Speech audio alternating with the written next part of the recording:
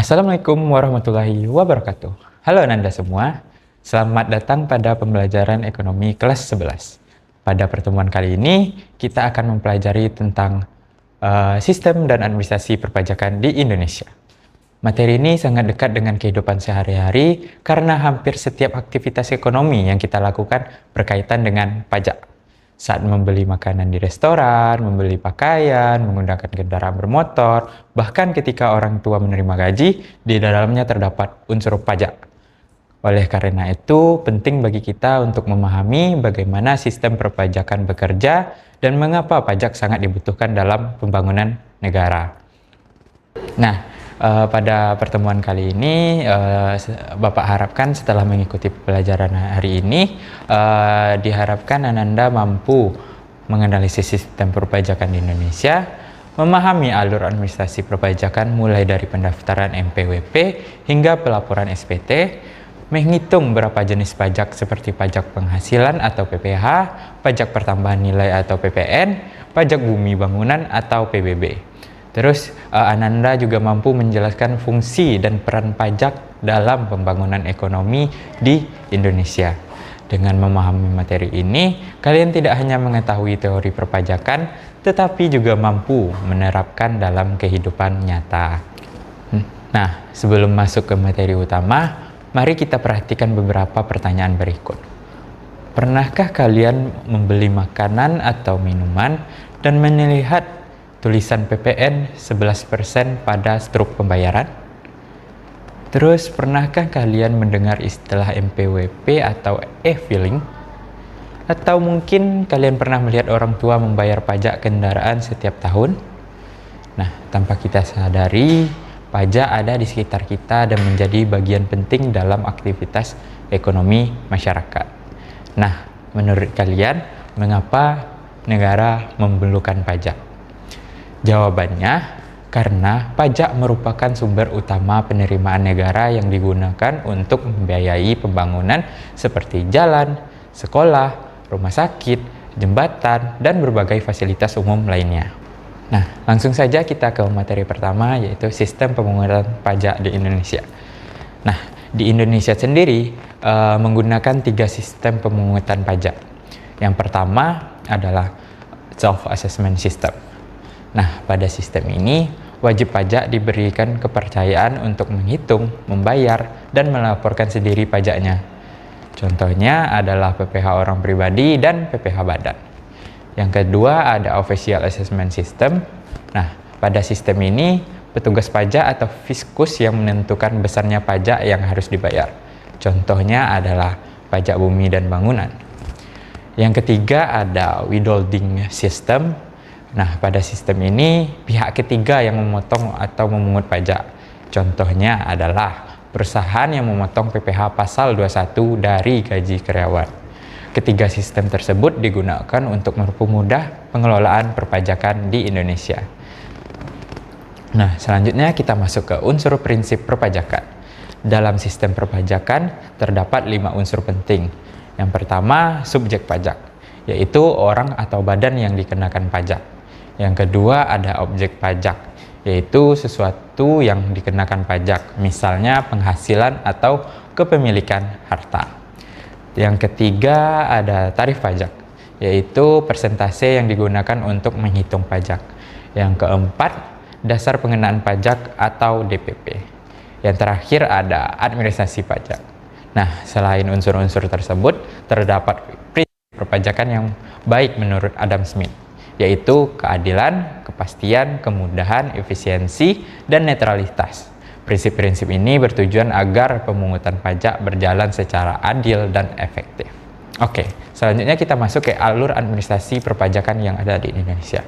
Nah, administrasi perpajakan di Indonesia dikelola oleh Direktorat Jenderal Pajak atau DJP. Alur administrasinya terdiri dari 4 tahap. Tahap pertama adalah pendaftaran NPWP.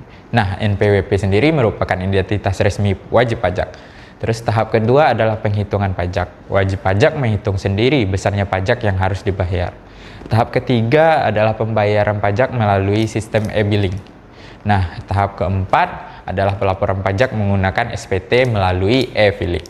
Nah, keempat tahap ini harus dilakukan secara berurutan agar kewajiban perpajakan dapat dipenuhi dengan baik. Sekarang kita masuk ke bagian penghitungan pajak.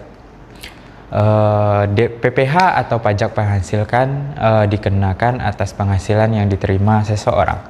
Rumus dasarnya adalah PPh terutang sama dengan penghasilan kena pajak dikalikan tarif progresif.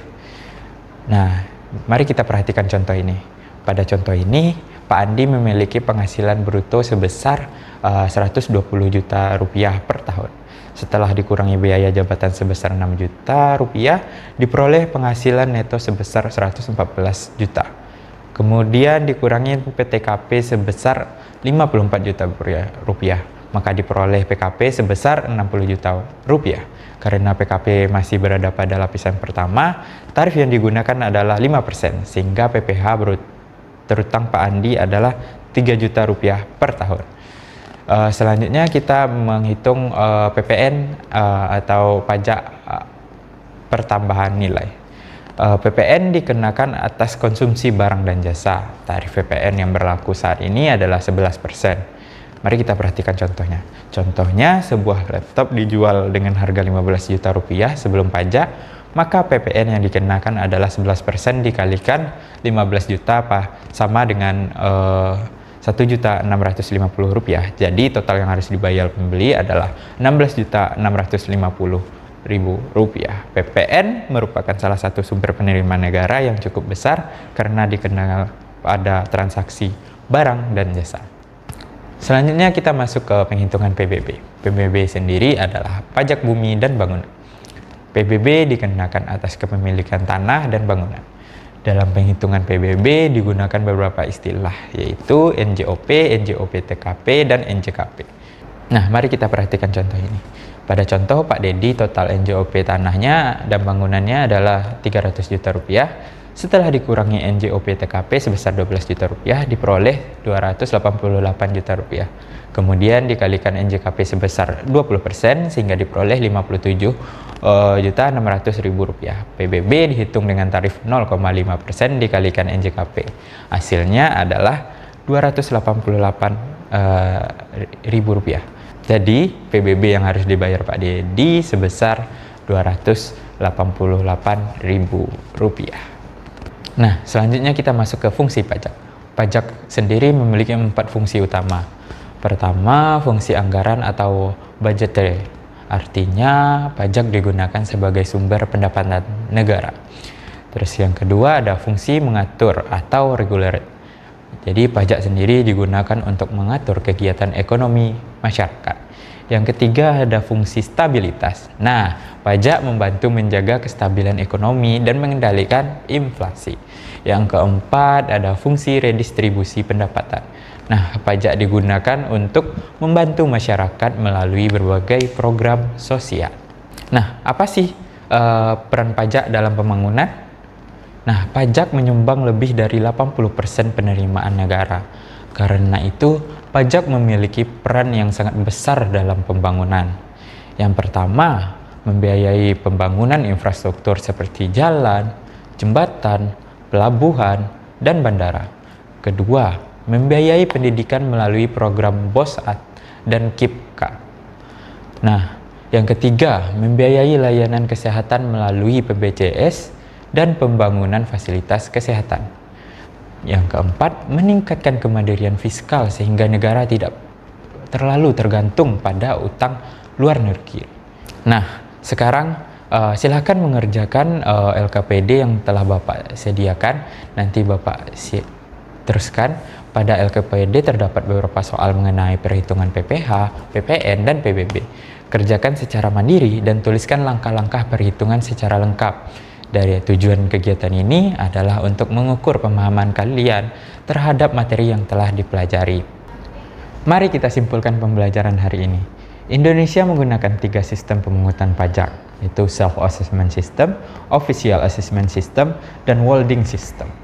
Administrasi perpajakan terdiri dari pendaftaran, penghitungan, pembayaran, dan pelaporan pajak. Pajak memiliki fungsi sebagai sumber pendapatan negara, alat pengatur ekonomi, alat stabilitas ekonomi, dan sarana redistribusi pendapatan. Melalui pajak, pemerintah dapat membiayai berbagai program pembangunan yang bertujuan meningkatkan kesejahteraan masyarakat.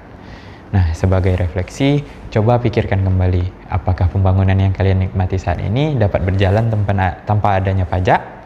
Nah, tentu tidak ya. Oke.